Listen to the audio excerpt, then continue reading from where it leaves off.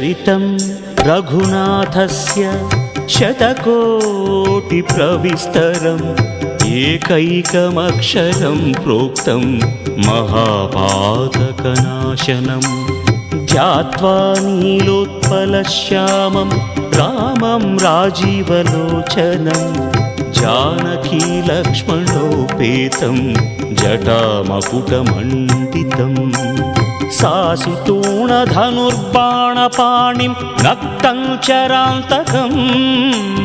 स्वलीलया जगत्त्रातुम् आविर्भूतमजं विभुं रामरक्षां पठेत् प्राज्ञः पापघ्निं सर्वकामदां शिरो मे राघवः पातु भालं दशरथात्मजः।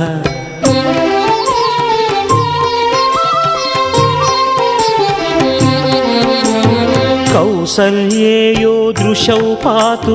विश्वामित्रप्रियं श्रुति घ्राणं पातु मखत्राता मुखं सौमित्रिवत्सलः जिह्वां विद्यानिधिः पातु कण्ठं भरतवन्दितः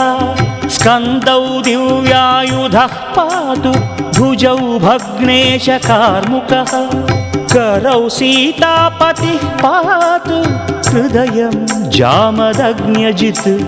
मध्यं पातु खरध्वंसी नाभिं जाम्बवदाश्रयः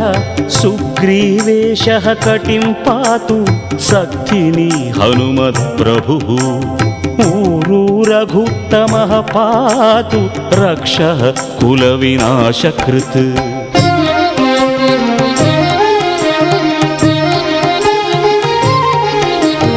जानुनी सेतुकृत्पात् जङ्घे दशमुखान्तकः पादौ विभीषणश्रीदः पातु रामोऽखिलं वपुः एतां रामबलोपेतां रक्षां यः सुकृती पठेत् सचिरायुः सुखी पुत्री विजयी विनयी भवेत् पाताल भूतल व्योमचारिणः छद्मचारिणः न द्रष्टुमपि शक्तास्ते रक्षितं रामनामभिः रामेति रामभद्रेति रामचन्द्रेति वा स्मरन् नरो न लिप्यते पापैः भुक्तिं मुक्तिं च विन्दति।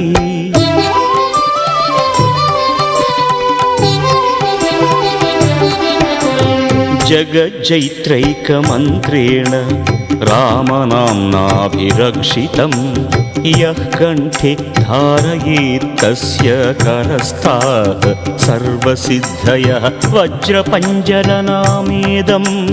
यो रामकवचं स्मरेत् अव्याहताज्ञः सर्वत्र लभते जयमङ्गलम् आदिष्टवान् यथा स्वप्ने राम रक्षामि मां हरः तथा लिखितवान् प्रातः प्रबुद्धो